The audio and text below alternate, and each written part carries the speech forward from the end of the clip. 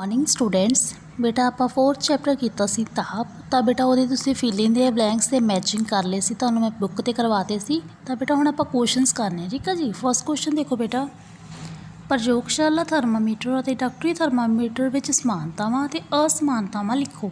तो बेटा समानतावां मतलब दोवां थर्मामीटर दे विच सेम गल्लां किहड़ियां ते जिहड़ियां सेम नहीं गियां वो लिखणियां ठीक है जी। सब तो पहला बेटा प्रयोगशाला थर्मामीटर ते डॉक्टरी थर्मामीटर विच समानतावां, तो दोवां दे विच बेटा समानतावां की चीज़ है, दोवां दे नाल की है ताप मापदे बेटा। प्रयोगशाला थर्मामीटर नाल किसी वस्तु का तापमान अते डॉक्टरी थर्मामीटर दे नाल मनुखी शरीर का तापमान ठीक है जी। दोनों विच एक लंबी नली का उपयोग किया जाता है जिसका एक सिरा बल्ब के रूप में होंदा है। दोवां दे विच बेटा की एक लंबी नली हुंदी है ते एक सिरे ते बल्ब हुंदा दोवां थर्मामीटर दे विच ही। दोवां विच पारे का उपयोग किया जाता है, दोनों विच सैल्सियस स्केल अंकित हुंदा है। सैल्सियस स्केल तां ही आपां बेटा कहने ने मनुखी शरीर का सधारण तापमान की ना 37 डिग्री सैल्सियस, मतलब वो की है सैल्सियस एक स्केल हुंदा ठीक है बेटा।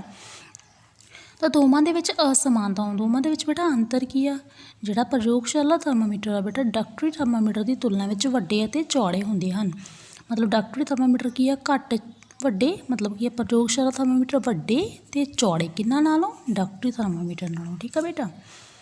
प्रयोगशाला थर्मामीटर नाल विभिन्न वस्तुओं का भिन्न भिन्न अवस्थावां विच ताप मापिया जाता है, परंतु डॉक्टरी थर्मामीटर नाल सिर्फ मनुखी शरीर का ताप मापिया जाता है। बेटा प्रयोगशाला थर्मामीटर नाल बहुत सारिया वस्तुओं का ताप मापिया जाता, पर डॉक्टरी थर्मामीटर नाल सिर्फ मनुखी शरीर का ताप मापिया जाता है। नैक्सट है बेटा प्रयोगशाला थर्मामीटर की रेंज 10 डिग्री सैल्सियस तो 110 डिग्री सैल्सियस तक होंदी है, जबकि डॉक्टरी थर्मामीटर की रेंज 35 डिग्री सैल्सियस तो 42 डिग्री सैल्सियस होंदी है ठीक है बेटा। नैक्सट फोर्थ की अंतर बेटा, प्रयोगशाला थर्मामीटर की रीडिंग या पढ़त नोट करने लई थर्मामीटर का वस्तु नाल संपर्क जरूरी हुंदा है, पर डॉक्टरी थर्मामीटर उस समय पढ़िया जाता है जदों मनुखी शरीर तो बाहर हुंदा है। कि तुहानूं बेटा मैं चैप्टर 'च ही दसदा सी भी जिहड़ा डॉक्टरी थर्मामीटर आ वो मूँह चों बाहर कढ के देखते हैं भी कितना डिग्री सैल्सियस ताप आपां नूं ठीक है जी। बट जिहड़ा प्रयोगशाला थर्मामीटर आ बेटा वो की है कोई भी वस्तु का तापमान मापन लई उहनूं वस्तु दे नाल जुड़िया रहना जरूरी है ठीक है बेटा। तो बेटा जिहड़ा फिफ्थ है ये ना लिखना, तुसीं 4 पॉइंट ही लिखने ठीक है जी। नैक्सट है बेटा सैकेंड क्वेश्चन, ताप चालक अते ताप रोधक हरेक दे दो उदाहरण दिओ ठीक है जी। तो बेटा जिहड़े ताप चालक ही है जिन्हां दे विचों ताप लंघ जांदा वा ठीक है जी, एलूमीनीयम लोहा ते तांबा। ताप रोधी बेटा जिन्हां चों ताप नहीं लंघदा हवा पानी अते लकड़ी ठीक है बेटा। तो बेटा जी फिलिंग द ब्लैंक्स तुसीं कर लिया सी। तो नैक्सट देखो बेटा ये बेटा तुसीं मैच का कॉलम भी कर ले सी। फिफ्थ क्वेश्चन करना बेटा, सर्दियों में एक मोटा कपड़ा पहनने की तुलना में उसी मोटाई का कई परतों का बनिया कपड़ा वधेरे ताप क्यों प्रदान करता है, व्याख्या करो।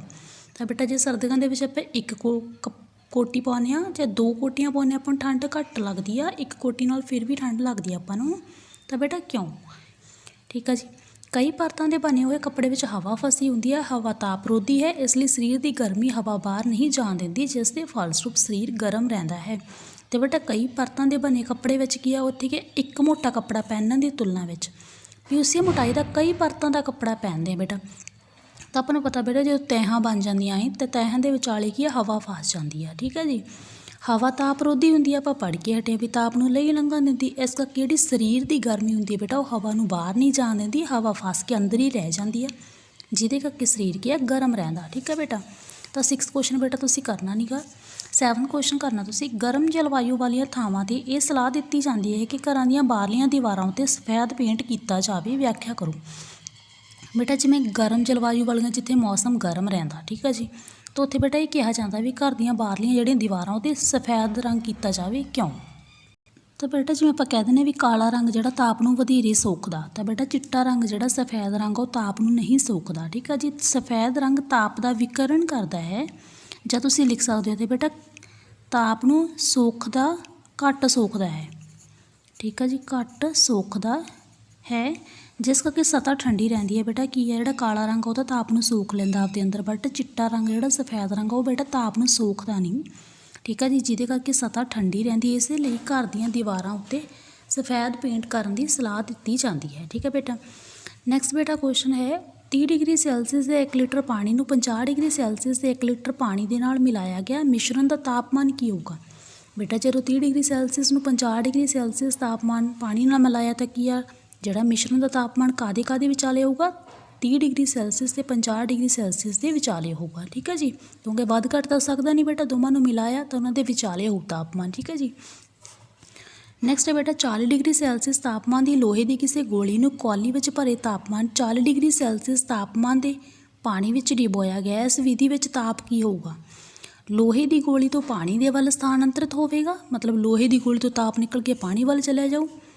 ਨਾ ਤਾਂ ਲੋਹੇ ਦੀ ਗੋਲੀ ਤੋਂ ਪਾਣੀ ਦੇ ਵੱਲ, ਨਾ ਹੀ ਪਾਣੀ ਤੋਂ ਲੋਹੇ ਦੀ ਗੋਲੀ ਦੇ ਵੱਲ ਸਥਾਨਾਂਤਰਿਤ ਹੋਵੇਗਾ। ਉਹ ਕਹਿੰਦਾ ਨਾ ਤਾਂ ਲੋਹੇ ਦੀ ਗੋਲੀ ਤੋਂ ਪਾਣੀ ਵੱਲ ਜਾਊਗਾ, ਨਾ ਪਾਣੀ ਤੋਂ ਲੋਹੇ ਦੀ ਗੋਲੀ ਵੱਲ।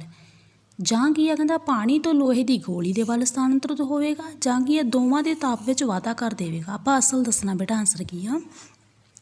ਤਾਂ ਬੇਟਾ ਦੋਵਾਂ ਦਾ ਤਾਪਮਾਨ ਸੇਮ ਆ, ਤਾਂ ਕੀ ਆਨਸਰ ਆਊਗਾ? ਨਾ ਤਾਂ ਲੋਹੇ ਦੀ ਗੋਲੀ ਤੋਂ ਪਾਣੀ ਦੇ ਵੱਲ ਤੇ ਨਾ ਹੀ ਪਾਣੀ ਤੋਂ ਲੋਹੇ ਦੀ ਗੋਲੀ ਵੱਲ ਸਥਾਨਾਂਤਰ ਹੋਵੇਗਾ, ਕਿਉਂਕਿ ਤਾਪਮਾਨ ਦੋਵਾਂ ਦਾ ਸੇਮ ਆ। ਤਾਂ ਆਨਸਰ ਸਹੀ ਕਿਹੜਾ ਬੇਟਾ? ਆੜਾ ਭਾਗ। ਨੈਕਸਟ ਹੈ ਬੇਟਾ ਲੱਕੜ ਦੇ ਇੱਕ ਚਮਚੇ ਨੂੰ ਆਈਸਕ੍ਰੀਮ ਦੇ ਪਿਆਲੇ ਵਿੱਚ ਡੁਬੋਇਆ ਗਿਆ ਹੈ, ਇਸ ਦਾ ਦੂਜਾ ਸਿਰਾ। ਤਾਂ ਆਪਾਂ ਨੂੰ ਪਤਾ ਬੇਟਾ ਜੇ ਲੱਕੜ ਦੀ ਇੱਕ ਚੀਜ਼ ਨੂੰ ਆਪਾਂ ਕਿਸੇ ਭਾਂਡੇ 'ਚ ਪਾ ਦਈਏ, ਜਿਵੇਂ ਆਈਸਕ੍ਰੀਮ ਵਾਲੇ ਡੱਬੇ 'ਚ ਪਾਤਾ, ਤਾਂ ਬੇਟਾ ਲੱਕੜ ਦਾ ਚਮਚਾ ਦੂਜਾ ਸਿਰਾ ਉਹਦਾ ਠੰਡਾ ਨਹੀਂ ਹੁੰਦਾ। ਜਿੱਧਰੋਂ ਡਿਬੋਇਆ ਉਹ ਤਾਂ ਠੰਡਾ ਹੋਊਗਾ ਹੀ, ਪਰ ਜਿਹੜਾ ਦੂਜਾ ਸਿਰਾ ਵਾਲਾ ਤਾਹਾਂ ਤੋਂ ਬੇਟਾ ਉਹ ਠੰਡਾ ਨਹੀਂ ਹੋਊਗਾ, ਕਿਉਂਕਿ ਲੱਕੜ ਕੀ ਆ ਤਾਪ ਰੋਧੀ ਹੈ। ਠੀਕ ਆ ਬੇਟਾ। ਨੈਕਸਟ ਬੇਟਾ ਸਟੇਨਲੈਸ ਸਟੀਲ ਦੀ ਕੜਾਹੀ ਵਿੱਚ ਅਕਸਰ ਕਾਪਰ ਦੇ ਥੱਲੇ ਲਗਾਏ ਜਾਂਦੇ ਹਨ, ਇਸ ਦਾ ਕਾਰਨ ਹੋ ਸਕਦਾ ਹੈ। ਤਾਂ ਬੇਟਾ ਕੀ ਹੈ ਲੱਕੜ ਦੀ ਜਿਹੜੀ ਸਟੇਨਲੈਸ ਸਟੀਲ ਉਹਦੀ ਕੜਾਹੀ ਵਿੱਚ ਅਕਸਰ ਕਾਪਰ ਦੇ ਥੱਲੇ ਲਾਏ ਜਾਂਦੇ। ਤੁਸੀਂ ਦੇਖਿਆ ਉਹ ਬੇਟਾ ਛਾਨੀ ਜਿਹੀ ਲੱਗੀ ਹੁੰਦੀ ਥੱਲੇ, ਉਹਦਾ ਮਤਲਬ ਕੀ ਹੁੰਦਾ? ਜਿਹੜਾ ਸਟੇਨਲੈਸ ਸਟੀਲ ਆ ਉਹ ਬੇਟਾ ਨਾਲੋਂ ਤਾਂਬਾ ਤਾਪ ਦਾ ਚੰਗਾ ਚਾਲਕ ਹੈ। ਇੱਥੇ ਬੇਟਾ ਚਾਲਕ ਲਿਖ ਲਿਓ ਤੁਸੀਂ। ਠੀਕ ਹੈ ਜੀ। ਤਾਂ ਬੇਟਾ ਸਟੇਨਲੈਸ ਸਟੀਲ ਦੀ ਕੜਾਹੀ ਵਿੱਚ ਅਕਸਰ ਕਾਪਰ ਦੇ ਥੱਲੇ ਲਗਾਏ ਜਾਂਦੇ। ਇਹਦਾ ਮਤਲਬ ਇਹ ਆ ਵੀ ਸਟੇਨਲੈਸ ਸਟੀਲ ਦੇ ਨਾਲੋਂ ਜਿਹੜਾ ਕਾਪਰ ਆ ਉਹ ਤਾਪ ਦਾ ਚੰਗਾ ਚਾਲਕ ਹੈ, ਕਿਉਂਕਿ ਤਾਪ ਦਾ ਚੰਗਾ ਚਾਲਕ ਹੋਊਗਾ ਤਾਂ ਹੀ ਬੇਟਾ ਜਿਹੜੀ ਗੈਸ ਆ ਉਹਨੂੰ ਅੰਦਰ ਤੱਕ ਲੈ ਕੇ ਜਾਊਗਾ, ਚੀਜ਼ਾਂ ਗਰਮ ਕਰੂਗਾ। ਠੀਕ ਹੈ ਬੇਟਾ। ਇਹ ਕੁਐਸਚਨਸ ਤੁਸੀਂ ਆਪਣੀ ਕਾਪੀ 'ਤੇ ਨੋਟ ਕਰ ਲੈਣੇ। Have a nice day.